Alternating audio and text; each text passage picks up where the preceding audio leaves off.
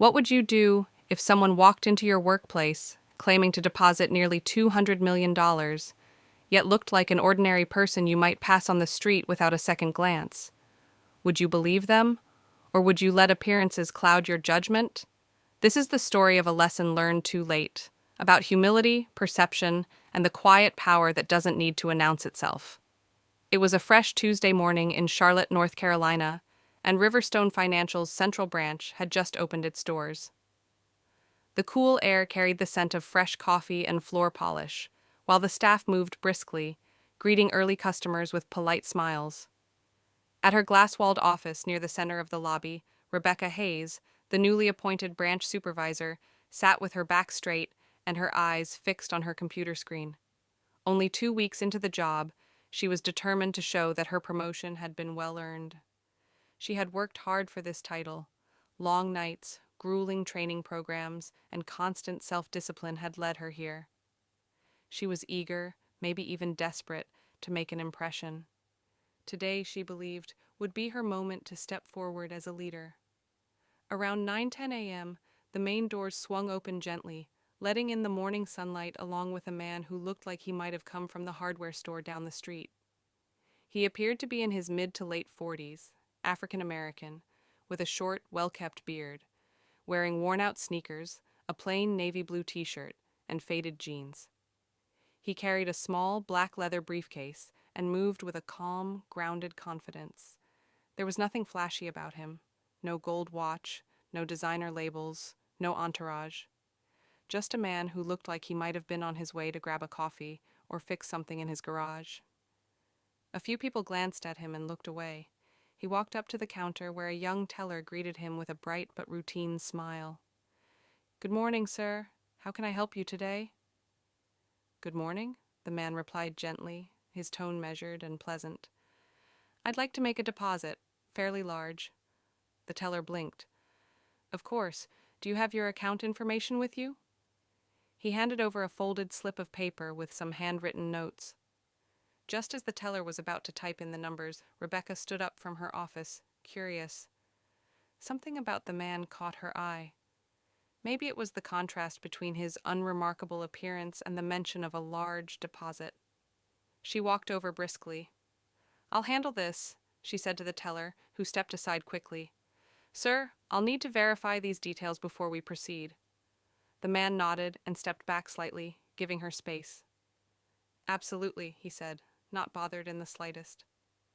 Rebecca typed in the numbers and stared at the screen, her brow furrowed. Then she leaned in, lips parting, slightly in disbelief. According to the account data, this man was attempting to deposit just under $200 million into a corporate holdings account linked to multiple offshore investment portfolios. She blinked and looked up at him sharply. "There must be some mistake," she said slowly, lowering her voice but not her suspicion. "You're saying this is your account?" "That's right," he said simply, "and the transfer paperwork should have been sent ahead. I'm just here to confirm in person." Rebecca's expression tightened.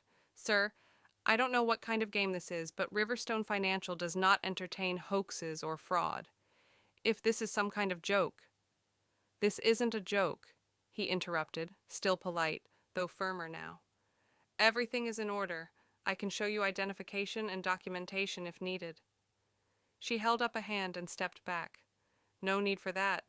I've seen enough fake IDs and phony business cards to last a lifetime.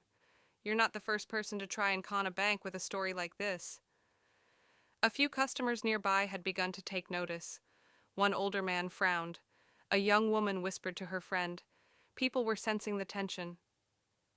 "Ma'am," the man said gently but firmly, "I suggest you take a closer look, or perhaps speak to someone above your rank before you make assumptions." That only triggered Rebecca more. "I don't need to escalate anything. People like you always think you can bluff your way into places. I don't know what kind of act this is, but you need to leave, now, before I call building security." The man's expression remained composed, though a shadow of disappointment crossed his eyes. Just as he opened his mouth to speak, the lobby doors opened once more. This time, a tall man in a sleek gray suit stepped inside. His presence was immediate, calm, authoritative, and quiet, but commanding. It was Mr. Langston, the regional director of Riverstone Financial. He had arrived unannounced, intending to tour the branch. He looked around and noticed the uneasy atmosphere. "What's going on here?" he asked, walking over. Rebecca turned, her face flushing. "Mr. Langston, thank goodness you're here. This gentleman is claiming he has nearly $200 million to deposit. I was just about to call security. He won't provide proper ID." Mr. Langston looked at the man. A second later, his expression changed from curiosity to stunned recognition. His eyes lit up, and he extended a hand. "Mr. Everett?" he said, breaking into a warm, surprised smile. "Arthur Everett, I didn't expect to see you today." "Good to see you too, Langston," the man said, shaking his hand. "I was trying to keep this low-key, but it didn't go quite as planned." Rebecca's face turned white. You know him?" "Know him?" Mr. Langston said, his tone now razor-sharp. "Arthur Everett is the founder and former CEO of Orion Technologies. His investment saved this institution during the last fiscal crisis. He's the reason we even have a Charlotte branch. His company's divestment just freed up over $200 million in liquid assets, and he chose to keep it with us. He's our most valued client." The lobby fell completely silent. Rebecca's mouth opened, but no words came out. Her eyes darted back and forth as she tried to process the revelation. Mr. Everett turned to her, calm but disappointed.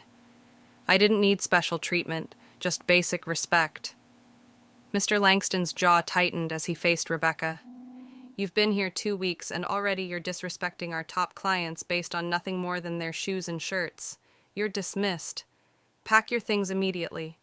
Tears welled in Rebecca's eyes. "I didn't know. I didn't mean to."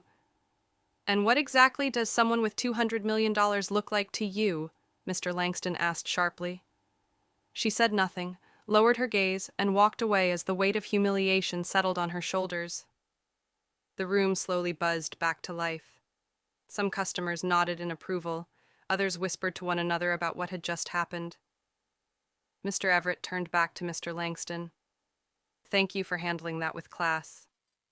Let's go ahead and finalize the deposit." "Of course, Mr. Everett. Let me walk you to the executive office," Mr. Langston replied, as they moved together toward the back of the bank. "If you like this, please subscribe to the Story Hub. Thanks for watching."